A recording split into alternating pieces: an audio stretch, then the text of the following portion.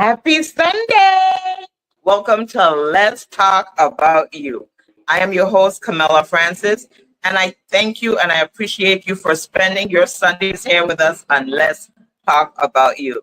Today, season 6 has definitely taken a toll of things that I've always wanted to talk about. Some things were a little touchy and it was on the edge, and I did it anyway. So, it's like kudos to me and kudos to my guests that have said yes to bring things to the light and forefront. And we're doing it once again. Today, let's talk caregiving.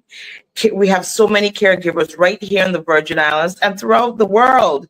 And too many times we're not sure what to expect, what to do. Are there programs? Are there not programs? What type of programs are there? What kind of assistance can we have to help those of us? Because I'm one too. Caregivers, and I have the honor and privilege of having Miss Sandra Bradley, the Assistant Director of Human Services. And hey, and without further ado, I have Sandra Bradley. Come on in, and welcome to Let's Talk About You. Thank you, Miss Francis. I am so happy to be here to talk about the VI Family Caregiver Support Program. Thank you for inviting me. Absolutely. So before we begin, tell our listening audience about Sandra Bradley, and then we'll get into exactly what it is that you do and the phenomenal programs that you offer those of us here in the Virgin Islands. Well, I'd like to keep that part brief. I have been working for the Department of Human Services for 20 years and in the Family Caregiver Support Program for the past 8 years. And I work along with the director, Arlene Evans O'Reilly, who's on St. Croix, and I am on St. Thomas in the Nude Hansen complex. Well, thank you. Thank you for what you do. So let's get into the topic. Caregivers. Tell us, what is considered a caregiver? Because we may just think someone taking care of an elderly person or a spouse, but what is a caregiver?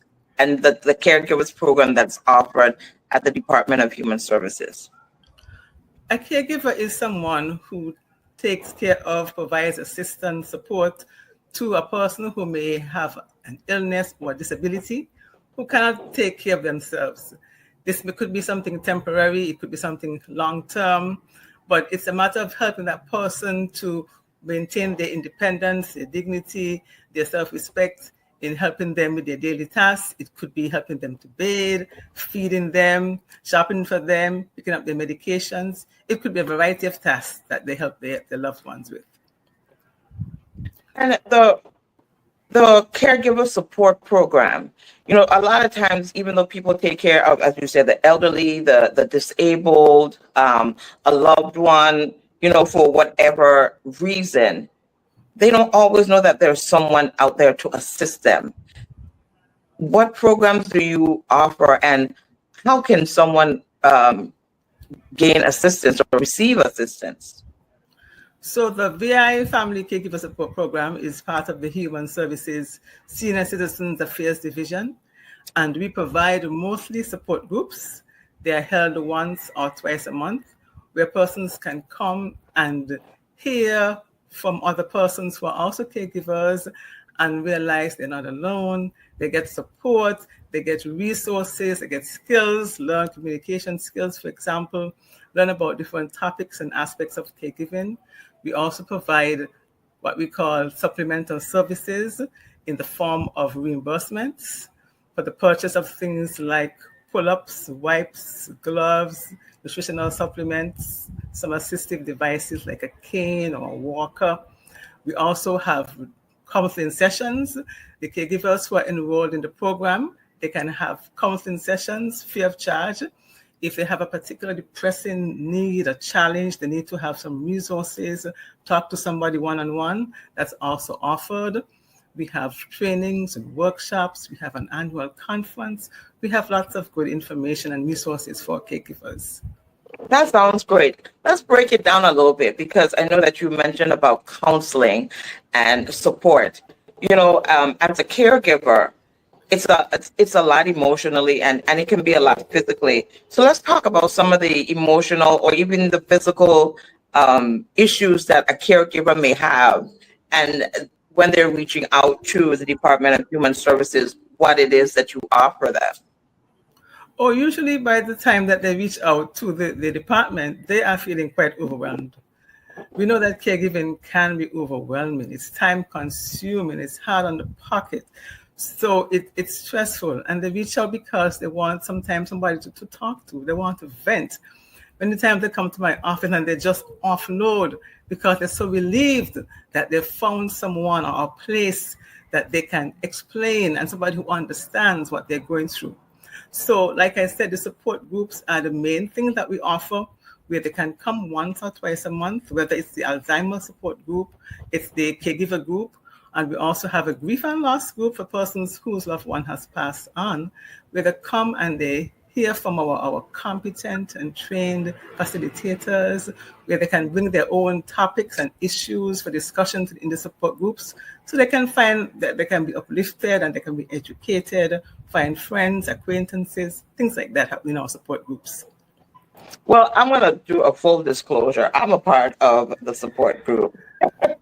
Full disclosure, because Yes. I have a 97-year-old blessing, and he's truly a blessing. And, being on the line and listening sometimes to some of the other person's concerns and their challenges, it just makes me feel sometimes it's like, why am I on the line? Because I am blessed that I don't have that issue, but I take it for knowledge and information for something that, even though I'm not experiencing now, I may experience down the line, or some just advice that I can give others that are going through, because, it's great to have the group sessions, and you hear a lot of interesting conversations, but are there one-on-one conversations? Because I know, as you said, people download on you and then you encourage them to join the groups.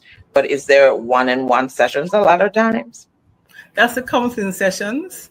And that's Okay. when we have funds available. We have counseling sessions for persons who may feel particularly overwhelmed. They have a challenge that they're trying to resolve. They need some new resources. And they and their family members as well can have family counseling. If it's by themselves, it's in the individual counseling. So we do involve the families if the caregiver wishes to be part of the counseling sessions. And when you give them the advice, when they go through these sessions, do you feel like, I feel a sense of relief, and I think that some of the participants, because I'm speaking on the other side, finding enlightening our listening audience of what it is that you offer, but also from the person that's listening in and being a part of the conversations of the support group. And, I will say that there are members that seem to be there for a while, and they truly do, give one-on-one. We have a great host that outlines particular topics. And as she does that, she asks if there are questions, and we're free to talk about anything in addition to or outside of her topics. And it's always a listening ear. And I'm glad that it's a non-judgment zone. So that too, I will say kudos to the caregiver support chair and yourself, because it's truly a great enlightening area. So it's definitely non-judgmental and confidential as well. Yes, okay, that's important. Yes, that is very important. Yes. Yes. Because we do live in a very small community. Yes. So some of the challenges as a caregiver, and we come to vent and we need, and you said once finances are available, you can provide XYZ. Mm-hmm. So is this program locally funded or federally funded?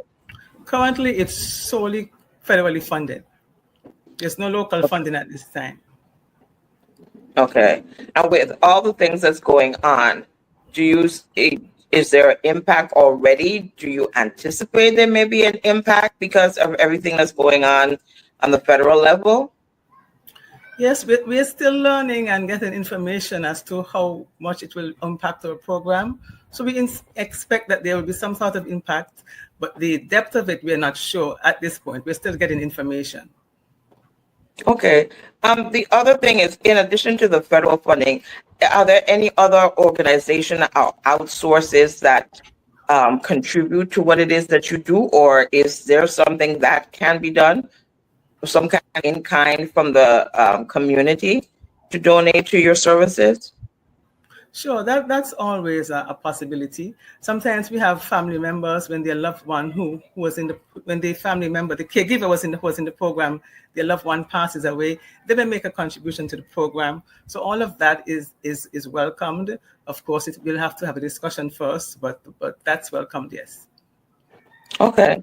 So in-house discussion to what can be received and what can't be Yes, received. yes, correct. Okay. Okay. So when have you experienced anything as, being the support for the caregivers that in their distress and their overwhelmed and they have the physical, emotional challenges? Because, it does take a toll for you to get your stuff together. You have to get your loved one, whoever it is that you're taking care of, ready for you to go to work or whatever other obligations that you have. Have you had the case where they've come to you and say, and of course, this is totally confidential, so I'm not asking for names, just scenarios that they've asked the department to take over because of their overwhelmment? Well, they usually ask for support. They sometimes want persons to come to their home and assist in taking care of their loved one without having to pay. But unfortunately, we don't offer that service in our program. But the medical assistance program does have the personal care attendant program that once that loved one is enrolled in medical assistance, they may qualify for the personal care attendant program, where the medical assistance program pays the provider to have that assistant in the home. Oh, well, It's free of that's good. charge to the family Oh, member, okay. yes. So, listening audience, if you are a caregiver, listen in and tune into what it is that Miss Bradley is offering, because you've heard it. You're hearing it here from the lady's mouth of all the services that they offer. So, individuals who receive care, the elderly, the disabled, or those with chronic illnesses, and you say that they can have someone from human services. Well, once they tap into that other part of the program, assist them. Is there any you said it's free of charge, but is there a service that if they pay a portion to someone that you will reimburse them? Is So there a program like that? yes, what I just mentioned was the medical assistance program, which is different from the family caregiver support program, and they have that personal care attendant program that they can pay a provider to assist the loved one. However, for our program, the family caregiver support program, we have what we call a respite reimbursement service, where we can reimburse caregivers who are enrolled in our program for having someone assist them in their care. We can reimburse them. The amount varies. It can go up to 150 hours for a fiscal year or 200 hours for a fiscal year, depending on how our funding flows. But yes, we definitely have that reimbursement service. Oh, that's excellent to know. That is good.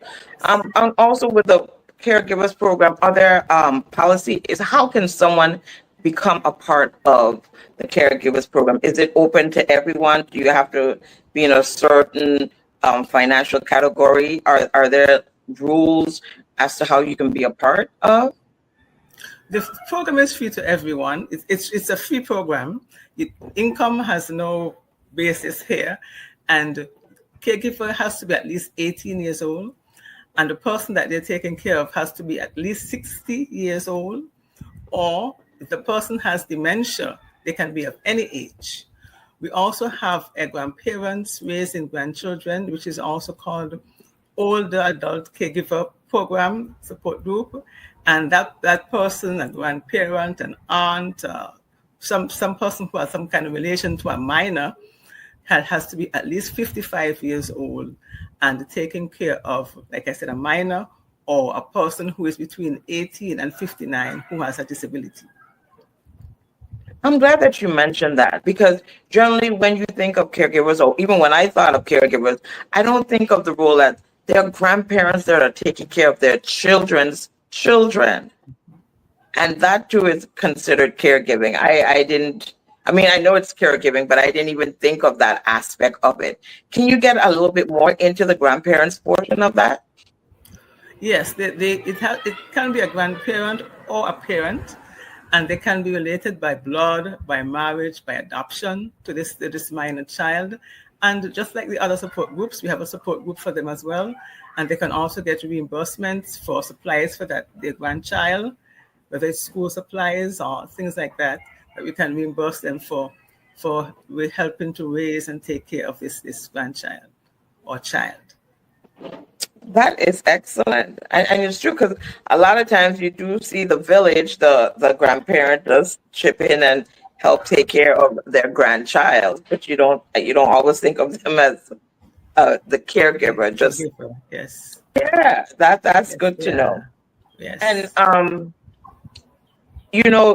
for future caregivers and the different programs that are offered, and I know everything, there's always room for improvement, but where do you see, or do you think that there are areas where we, the community, can assist other than just when a caregiver's loved one went on, they make a donation? Is there room for that? For assisting the program or assisting caregivers? Well, the program, which is assisting caregivers. Oh, okay. So like I said, it has to be a discussion because we do get federal funding and we have guidelines regarding donations and that kind of thing. So it has to be a discussion one-on-one, individual. Everything is an individual case. So we'll have to go from that point. Gotcha. Well, I just see that this is just such a phenomenal program, and and we're here right here in a close knit community. So, Yes. why not assist? So I'm really trying to find out ways that we can assist, in addition to what it is that you offer, because it is good to know that we have a program right here in our community, and I don't know how many people tap into it. What is the count? Do you think that it's a large number, a medium amount, or not enough people are exposed to the Caregivers program? The program covers St. Thomas, St. John, and St. Croix. And right now, our census is around 150 caregivers. But we know that there are numerous caregivers in the community because of the calls that we get. And we know that because of the Asian population, that there are many caregivers out there. Some of them may not be aware fully of the program. They may not understand what the benefits are. And really, some of the callers, they call because they want, like I said, someone to come and assist them in their home without them having to pay. So many times that's what they call and they ask about, can somebody come to my home? And we have to let them know that that's not exactly what we offer. But if they join the support group, then they can get support in similar and other ways. Okay. So, does the organization offer PSAs so people can know that you're around? And because 150 really is a small number territory wide, and you're right, it is a very much so aging community. So, do you guys offer do a lot of PSAs so people can know that you exist? We have had ads in the newspapers, the local newspapers, and we've also had some ads running on NBC and I think CBS, a couple of those television stations. The ad, I saw it up to a couple of months ago. So we have had that ad running for a while, yes. What about social media? Because a lot of times people get their information from there. We are not on social media right now. The department has a website and you can find information there, but we are not on social media in that manner. That's we can look at that in the future. Okay, that's good to know. So once when you're outlining things for the caregivers, what type of well, I know I'm assuming that before that we have our specific support person. I assume that you were doing it, or they have an outline of things or information it is that you guys check off that they should offer the caregivers, or they just do what it is that they feel that might be information that they need. We don't have a checklist, but the main thing that we encourage them to do is to take care of themselves. We say you can't give from an empty cup. So we always encourage them to take care of themselves and to engage in self-care. We always push that for the caregivers. Yes. Self-care prevents burnout. It prevents so much stress. So self-care is very important for them to take time for themselves. Keep a hobby, do something that makes them smile or laugh so that they can maintain that drive and that energy to take care of that loved one. So, and to take care of themselves. You're right. Yes. In the caregivers courses or the caregivers group meetings, do you know if they offer support, like not financial support, but give ideas as to how they can deal with their finances, because it is a costly endeavor? Are there things to outline, just like how you said, give them pointers on how to maintain a healthy lifestyle, have a hobby?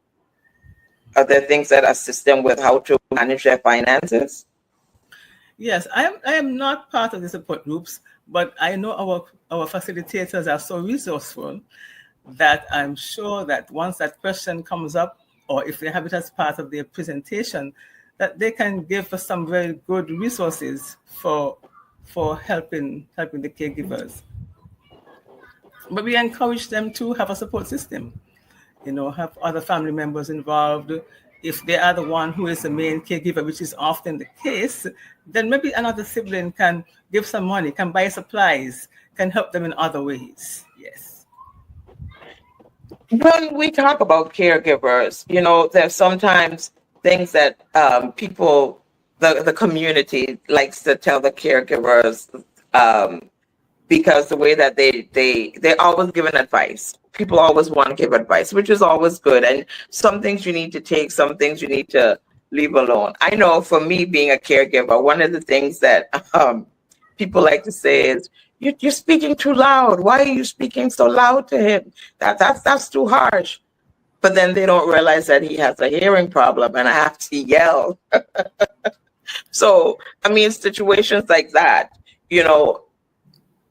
what are advice that you would give a caregiver when it is that that they're doing exactly what they need to do, but an outsider looking in may not understand how the reason why they're doing certain things or how things roll, and they may internalize it, and it may become frustrating to the caregiver? Because I'm not frustrated when someone say you're speaking too hard to him, because I know that he's hard of hearing and he won't hear me any other way. But someone else, because of burnout or so many other things, one little thing may just irritate you or take you to the level where you don't need to be. So just can you give us go ahead. Keep doing what you're doing. Infinitely me. Handcrafted. Intentional. Timeless. Your dream come to life. That is the mission behind Kiki Creations. We're more than a decorating service. We put our all into taking in every detail of your vision and transforming that into breathtaking events. Whether you're celebrating a wedding, retirement, throwing a massive gala, or having an intimate dinner, let Kiki Creations create the moment of your dreams. Celebrate love, laughter, and the moments that really matter with Kiki Creations.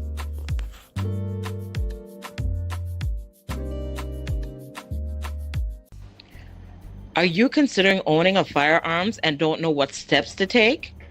Call VI Guns and Ammo LLC. They are the perfect place to offer you basic firearm classes.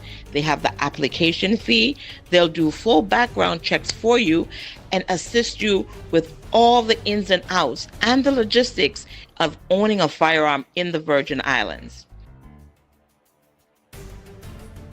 Go on, give them a call, 305-333-8802, VI Guns and Ammo LLC.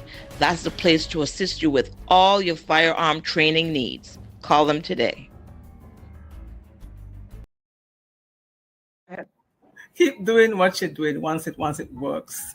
And once you're treating your loved one with respect and maintaining their dignity, that's what's important. Persons will always give advice. They're on the outside. So you can choose to ignore it.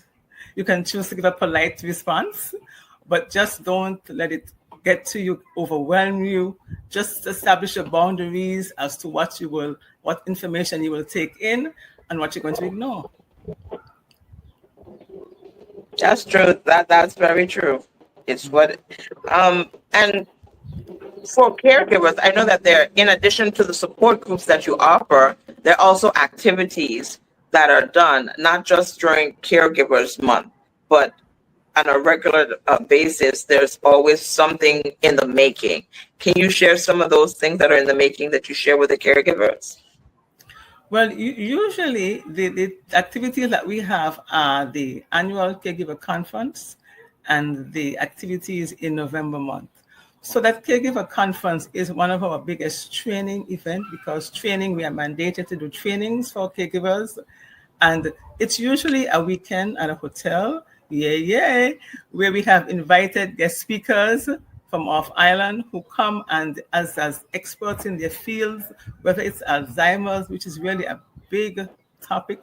Persons always want to know more. They can't get enough information about Alzheimer's. So that's usually a topic, Alzheimer's, or we can talk about some legal aspects of caregiving, managing your finances. It could be a variety of topics that we talk about. So we have those conferences, guest speakers, we have dinner, we have different activities, we may have some outings during those days. So that's, like I say, our biggest training event, where we have these experts coming in, giving information. We usually will buy some of their books, some of their resources, and give those away to our caregivers as well, so that they have that practical advice that they can just open the book and use when they have certain situations, that they can use it as their guide.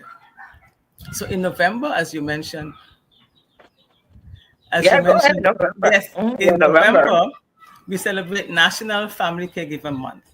And that is usually where we have different activities that bring our caregivers together.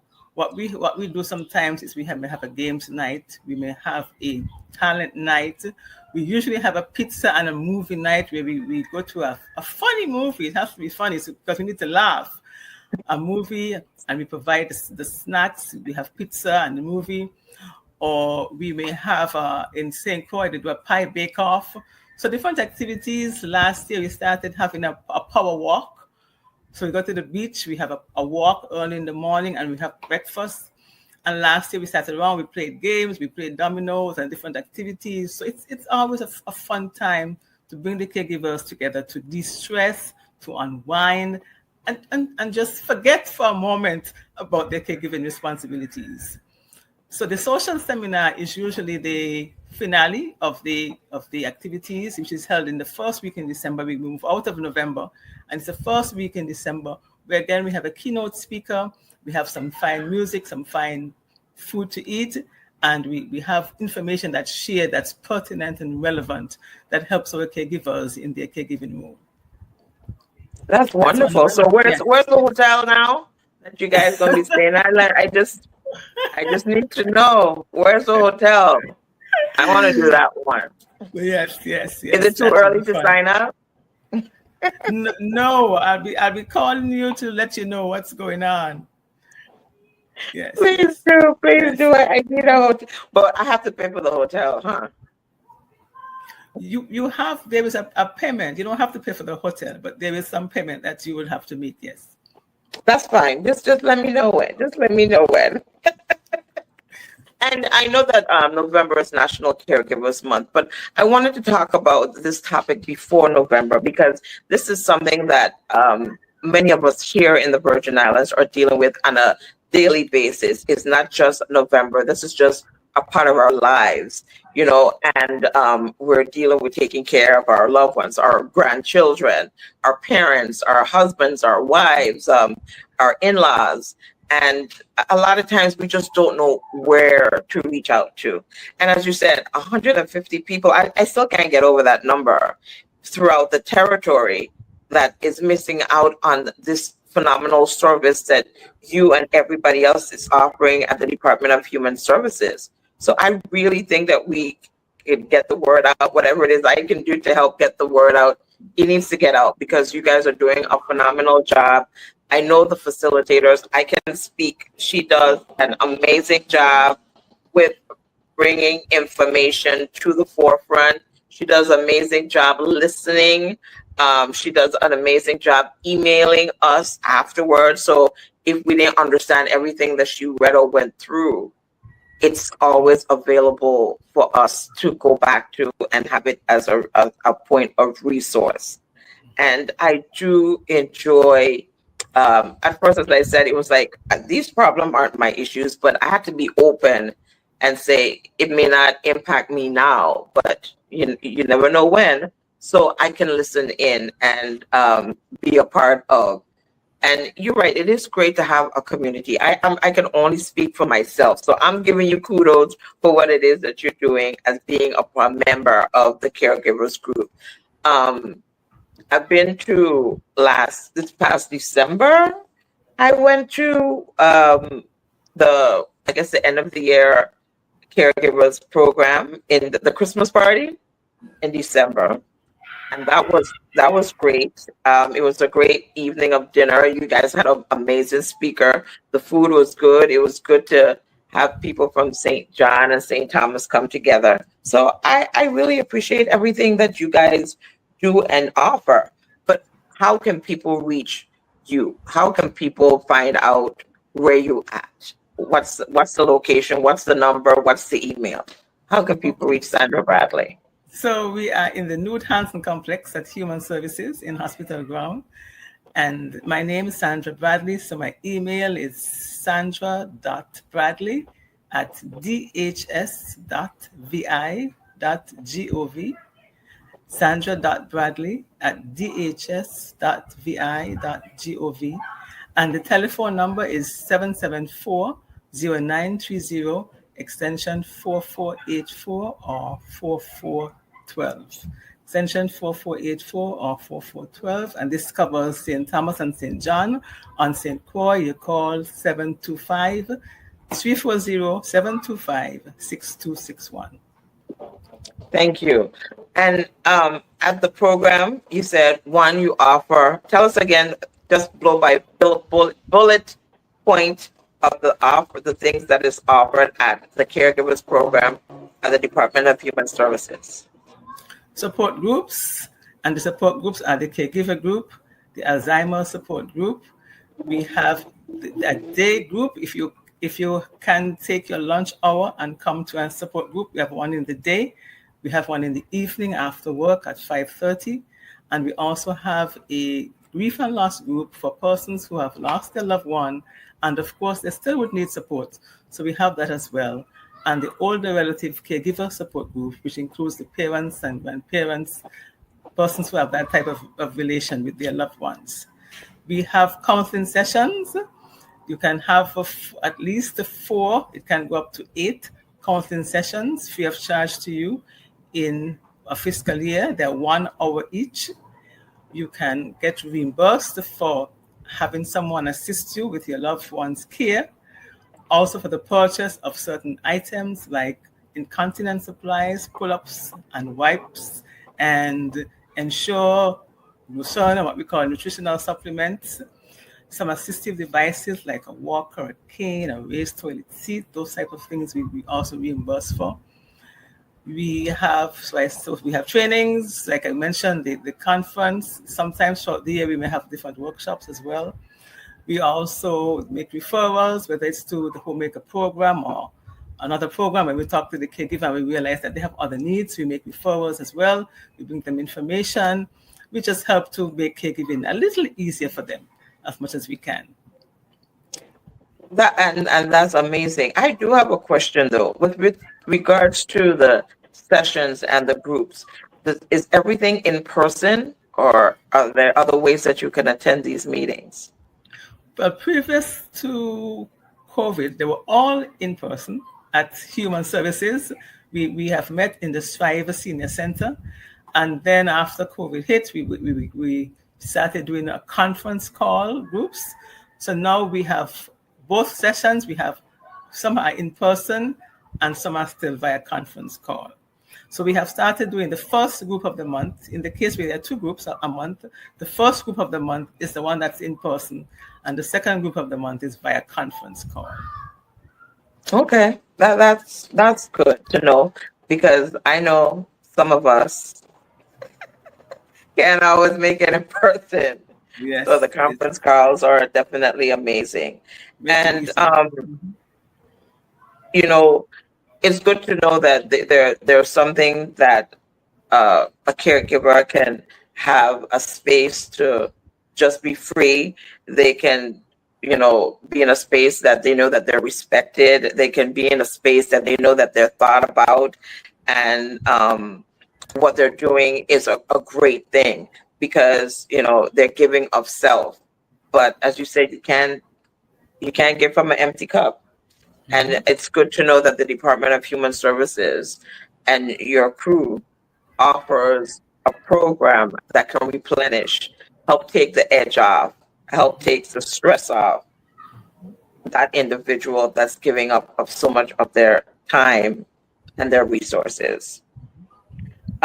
What are some advice that you would like to give a listening audience, not only about coming to be a part of, but pointers of being a caregiver? What are some of the pointers that you want to do that before we get ready to wrap up here today? A person who wants to be a caregiver, or being a caregiver, yes. Oh, okay. Yes. Well, it's not an easy road, and many persons they do their caregiving, and they feel like, okay, it's my responsibility, it's my husband, or it's my mother, so I have to do it. But really, you really can't do it alone. Trying to do caregiving alone is a recipe for burnout. So we encourage you to have a support system, whether it's someone in your church, it's in your neighborhood, in your family, at your job. Have a support system. Persons who can help to relieve you in your caregiving duties, who can go shopping, who can just take your loved one out for a drive. Have that support system.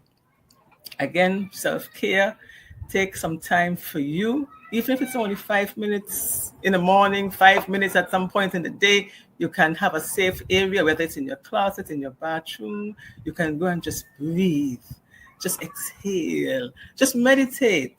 Something that can rejuvenate you and give you a little more oomph to continue doing that day. So mostly self-care and have a support system. Those are very vital to caregiving. Just like how the kids need a village, the adults need a village too. Yes, right. Absolutely. Yes. Right. So important.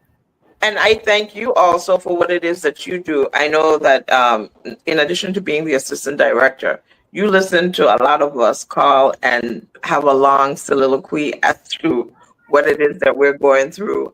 And you just listen, and you're patient, and you smile, and you listen. And I just want to say thank you for that, because I know that, a lot of times, because of what the other person is going through, and for lack of a better term, they make you their garbage truck, and they just dump on you because they need to offload what it is that they're going through. And you just listen with compassion, you listen with care and concern. And I thank you for that. Not just for me, but for everyone else that's a part of the Caregivers group or has called you for one reason or the other.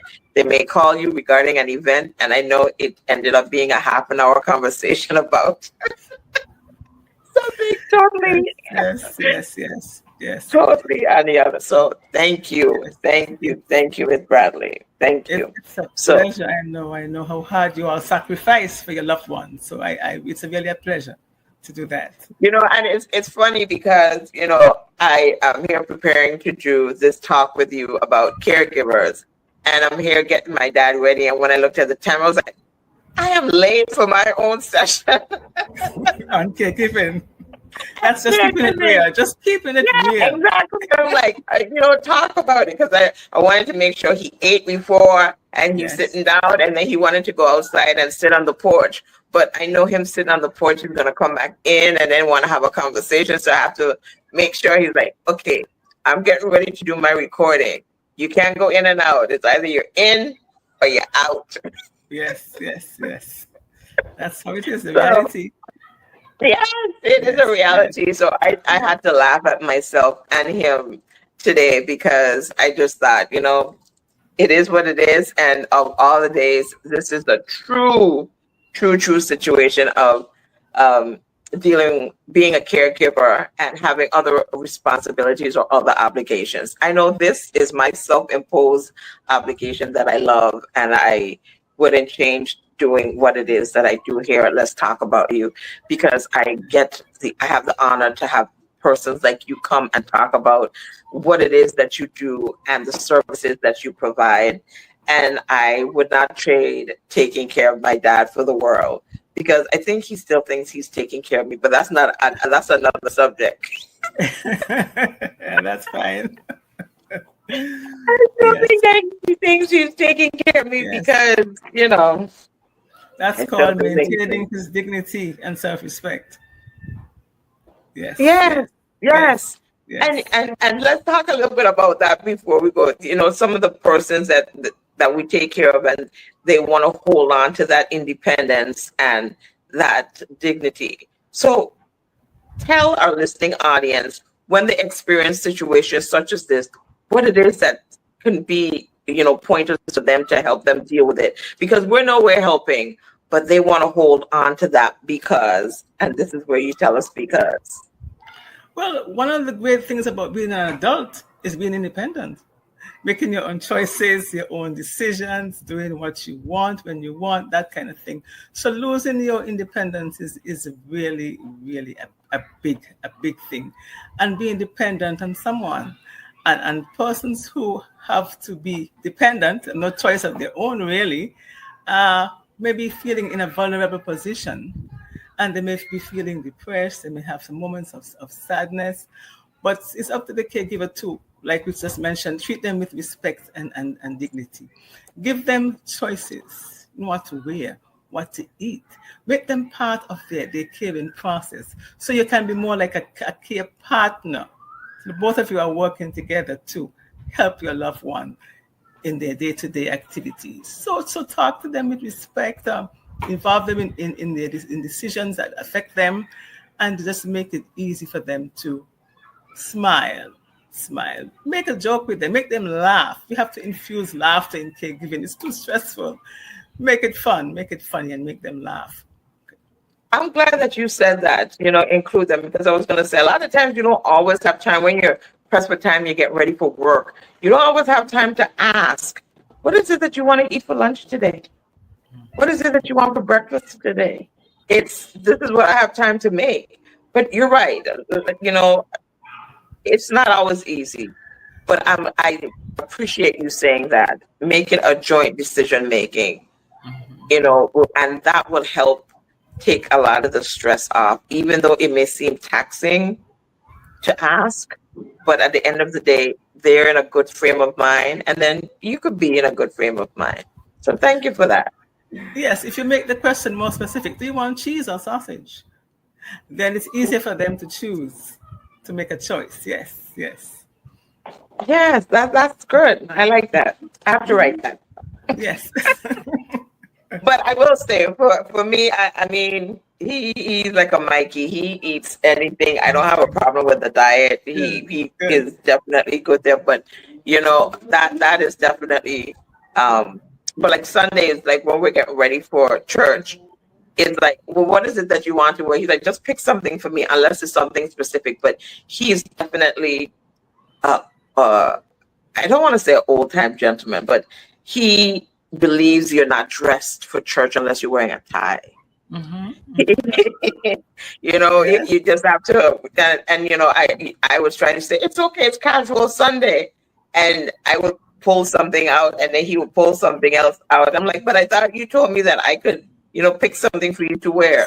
But it's just that thing that he has to have that tie. And if he doesn't wear it, it's like, I don't feel like I dress. I don't feel like I'm going to church. Yes, yes, yes, yes. So Indeed. I understand. I understand. Mhm. So I definitely will give more choices. And that definitely makes a difference. Give Yes, choices yes, because you're in this together. yes. Indeed. Unless they're to the point that I take it like they have Alzheimer's or dementia, and then you can't, the choices becomes a little bit more difficult. Right, right. Exactly. So definitely in those cases, you concentrate on whatever skills and abilities they have left, and you work along with that. Because they no matter what stage they're in, they still have some abilities and some skills left. So you can work with that. Okay. So, what are one pointers that you could want to talk about when a caregiver has to deal with someone with dementia, Alzheimer's, and you say they do have that cognizant reserve? How can they find it if it's like, oh, I'm just so stressed, they don't know how to do this and that? How do you just put that aside and focus on what it is that they may still have to deal with? How do you For get to that first, point? first you have to understand that whatever they are, sometimes they say things that may be inappropriate, they may do things that are inappropriate. Understand it's not them, it's the disease, and that you must not take those things personally. And still you can give them a choice. They can still make choices. They still have memory, a lot of memory left in from like olden days, things earlier in their life. They have memories left, so they can talk about certain things that they have been through, and you can just talk to them and help them to feel like they are someone who can still make a difference, make an input as much as possible in their lives and in their care. Yeah, I think that's great. Thank you. Thank you for that. I'm here with Sandra Bradley of the Department of Human Services. We're talking about caregivers and pointers in caregiving, the services that are offered, how you can be a part of the caregivers group. There's space open, right? I don't want to misspeak. There's space open for more persons to be a part of the Department of Human Services caregivers group and the grandparents group and the grieving group. Yes, yes. Space is always open. Caregivers can join at any time. We don't have like it once for a certain amount of time, and we begin again. It's open, and they can join at any time. Once their caregiving makes them feel that I really need this, then they can join. They just have to call or come to the office. My office is located at the bottom of Human Services, the basement, as they call it, by the Strive Senior Center. And they come and complete an application and get to know each other, and it goes from there. Okay, well, that's how you join. But after you're a Yes, part of, is yes. there a reason why they would be no longer be considered a member of the caregivers group?